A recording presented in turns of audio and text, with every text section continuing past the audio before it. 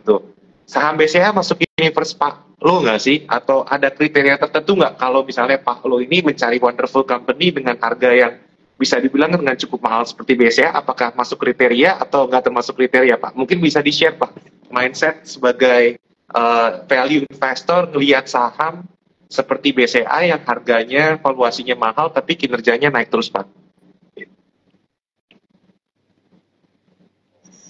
Pertama-tama saya mau mengucapkan selamat kepada Pak Yahya dan Bu Vera. BCA sudah mencetak laba di semester pertama ini 24 triliun lebih. Ya. Selama 23 tahun BCA labanya terus bertumbuh, meningkat, ya luar biasa sekali. Bahkan tadi Pak Yahya mengatakan laba itu meningkat tanpa menaikkan suku bunga pinjaman, itu yang luar biasa lagi ya. Labanya bisa meningkat 34% tanpa menaikkan suku bunga pinjaman ya. Memang BCA itu adalah bank yang paling dihargai di Bursa Efek Indonesia karena punya nilai yang paling dihargai, paling tinggi, yaitu lebih kurang 1.142 triliun. Ya. Jadi dari semua perusahaan yang listed di Bursa Efek Indonesia,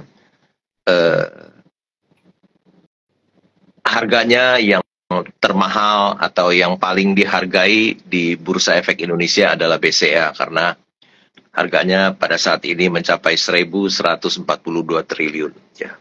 Tapi BCA itu selama 23 tahun ini terus bertumbuh ya, sudah membuat para pemegang sahamnya di Indonesia maupun di mancanegara sudah mendapatkan keuntungan. Apalagi tadi Pak Yaya mengatakan mereka adalah long term, berarti mendapatkan keuntungan yang luar biasa sekali ya. Kalau kita lihat sejak IPO 1.400 dan sudah split menjadi 40, kira-kira 360.000 pada saat ini, yaitu ada capital gain sebesar 26.000% ya. Jadi BCA ini adalah wonderful company ya, wonderful company. Orang-orang yang pegang saham BCA adalah orang-orang yang beruntung, apalagi yang long term ya. Pasti mendapatkan cuan yang besar sekali ya. Kira-kira gitu, Pak. Nah, Pak Lo, kalau misalnya harga udah mahal gini nih, sebagai value investor, menarik nggak sih Pak di harga seperti ini gitu kan? Kadang-kadang pertanyaannya, nih saya tadi sambil baca aja sih, banyak yang nanya, oh BCA bagus sih, tapi harganya udah mahal gitu. Mungkin ada saran nggak Pak buat teman-teman yang kayak pengen cari company yang kayak BCA, terus tapi pengen beli tapi harganya mahal gitu. Mungkin apa sih Pak yang biasa dilakukan kalau misalnya harga company udah mahal tapi sebenarnya bagus terus Pak? Ya. Masa kita mau mendapatkan BCA wonderful company mau harga murah, ya tentu tidak ada ya, tidak ada. Menurut saya harga sekarang sudah sangat baik ya. Kalau kita lihat sudah semua orang pemegang saham sudah mendapatkan cuan dari BCA ya. Jadi memang karena BCA adalah wonderful company yang cuannya besar sekali dan labanya sudah 23 tahun bertumbuh, tentu saja tidak bisa mengharapkan BCA di harga yang murah, Pak. Oke. Jadi sudah harga yang wajar seperti itu ya. Jadi teman-teman nih buat yang nanya BCA kapan harganya, tadi saya baca ada yang BCA jadi setengah kali PBV. Wah, kalau BCA jadi setengah kali PBV, saham yang lain bagaimana? Saya jadi khawatir kalau tiba-tiba BCA jadi setengah kali PBV itu, jadi yang lain bisa jadi berapa gitu. Jadi saran yang cukup bagus dari Pak Lo. Nah, mungkin saya balik lagi nih ke Pak Yahya gitu ya. Pak Yahya kan ini ya banyak yang nanya-nanya gitu, suku bunga BI kapan nurunin gitu, biar katanya loan growth bisa jalan lagi gitu. Buat Pak Yahya, sebenarnya ada view nggak sih Pak, kapan sih sebaiknya BI harus menurunkan interest rate ini? Kayaknya banyak yang nggak sabar gitu. BI harus turunin interest rate karena kita lihat berita di luar negeri banyak yang udah bilang disinflasi, inflasi udah reda gitu. Ada view nggak Pak, kapan sih BI harus turunin suku bunga dan impact-nya ke BCA itu seperti apa? Ya, thank you Pak Andre. Ya, saya kira ya di dunia ini hampir semua negara ngelihat bagaimana perkembangan suku bunga di Amerika. Cuma satu negara yang bandel, Jepang. Tapi ya mereka merasakan sekali yen itu dari 110 bisa terdepresiasi sampai 149 atau 40. Berarti 30% depresiasi yen.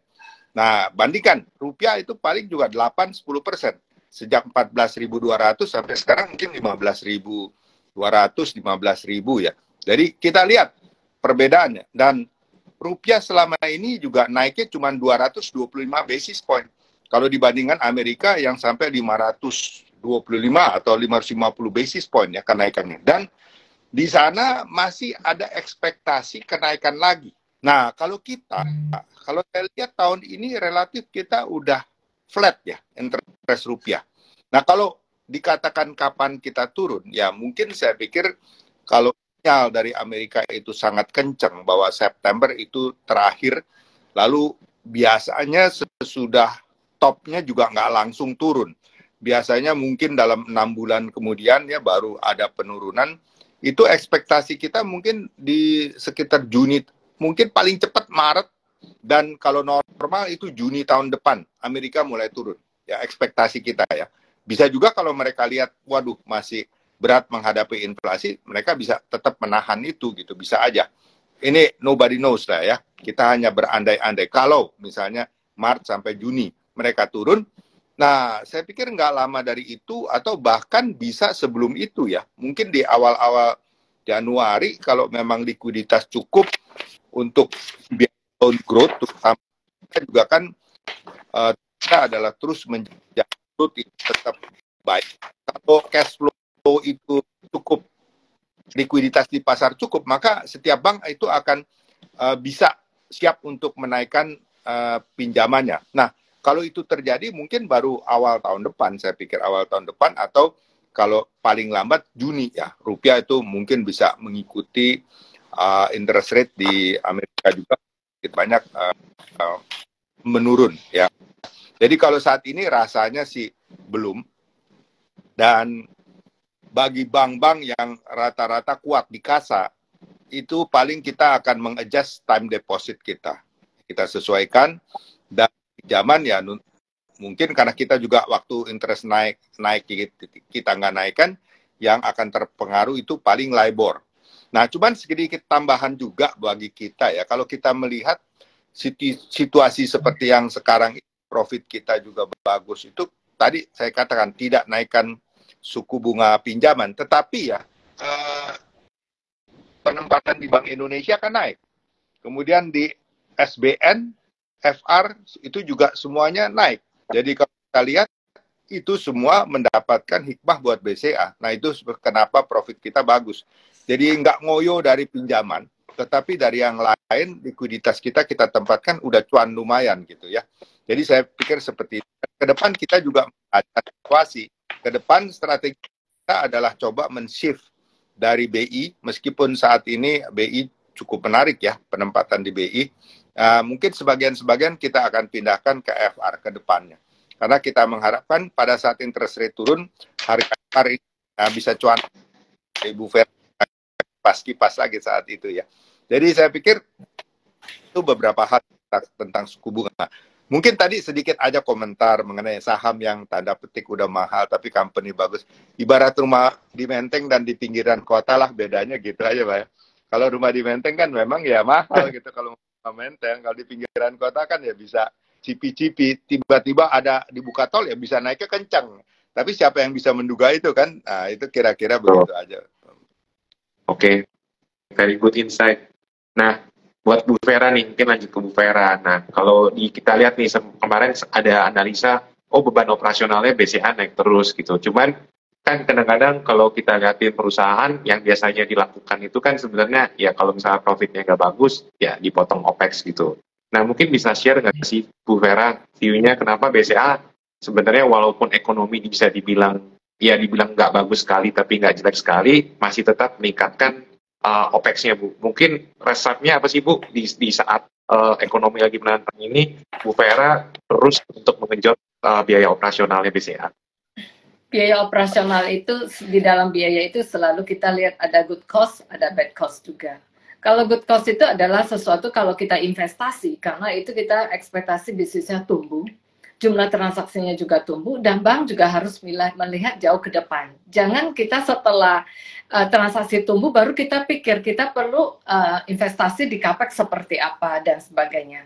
Karena dunia sekarang untuk bertransaksi kita nggak bisa lengah lagi 99,8% ya transaksi itu melalui digital dan mobile banking sendiri plus internet banking itu sudah 91% dari total transaksi. ATM di kisaran 9%. Jadi kalau kita gabungkan itu banyak dilakukan transaksi sebenarnya secara digital. Nah, di sini BCA harus menyingkapi dengan banyak sekali inovasi, kreativitas agar selalu terdepan dan nasabah merasakan layanan yang lebih baik. Nah, investasi kami yang kami lakukan banyak sekali tentu di teknologi saat ini. Kalau kita lihat 5 tahun lalu, investasi di teknologi dengan hari ini udah jauh sekali. Tahun ini CAPEX 8,7 triliun kita perkirakan. Kita tambah satu data center tahun ini akan live. Kenapa? Bukan karena hari ini udah penuh data centernya, tapi kita menyingkapin 3-5 tahun ke depan seperti apa.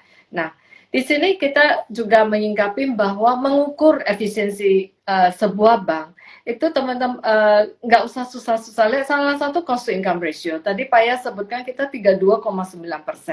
Pada tahun 2019 sebelum COVID, cost to income ratio BCA itu 43%. Dan kita nggak lalu lakukan cut cost, tidak. Yang saya lihat adalah investasi spending kita itu untuk apa. Kalau spending itu kita untuk menyikapi pertumbuhan bisnis, memberikan layanan yang lebih baik, itu harus terus kita lakukan. Nah di sini kalau kita lihat cost per transaction BCA itu turunnya luar biasa dalam 4 tahun terakhir ini. Nah pertumbuhan transaksi sendiri mobile banking per year-on-nya 40%. Itu kan luar biasa. Jadi Andra bisa bayangkan ya, cost per transaction yang di-generate setiap hari itu turun terus. 2018 saya ingat, sehari jumlah transaksi per hari itu di bawah 28 juta. Hari ini peaknya kita udah 140 juta transaksi. 60% nasabah baru onboardingnya udah lewat mobile banking. Itu kan efisien sekali dan cepat sekali. Nah, disinilah kami melihat investasi kami melalui digital itu tidak boleh kita lengah. Salah satunya Halo BCA. Pasti semua orang pernah dengar Halo BCA dan menghubungi Halo BCA. Kita nambah satu lokasi Halo BCA 8 tahun lalu dan hari ini kita ada 4.000 lebih caller yang ready menjawab kebutuhan nasabah setiap hari. Itu kita doublekan kapasitasnya. Kenapa? Karena kita melihat kalau transaksinya banyak melalui digital, nasabah perlu tahu, perlu konsultasi, ya pasti melalui digital juga. Jadi itulah salah satu bagaimana kami melihat cara spending di BCA. Oke, jadi teman-teman. Kalau boleh ya. Jadi gini, kita orang selalu melihat ini udah digitalisasi, nggak perlu cabang lagi. Enggak. Ternyata kita find out ya, bisnis bank adalah jasa. Ya, kalau you taruh duit di bank 10 juta, 20 juta, 50 juta, mungkin who cares lah ya. Tapi kalau orang udah taruh duit miliar-miliar, ratusan miliar ya, dia perlu contact person. Nggak mungkin dia lepasin begitu aja tanpa dia kenal orang-orang cabang kita ya. Kredit besar nggak mungkin tanpa cabang. Jadi kita tetap masih buka cabang meskipun jauh berkurang. Dulu 1 tahun bisa 100 cabang, sekarang mungkin 20 cukup lah. Tetapi kita lihat setiap cabang yang kita buka dalam 1 tahunan udah cuan istilahnya. Kenapa? Karena memang kita butuh tetap kontak. Halo BCA, kita berani invest seperti itu. Kenapa?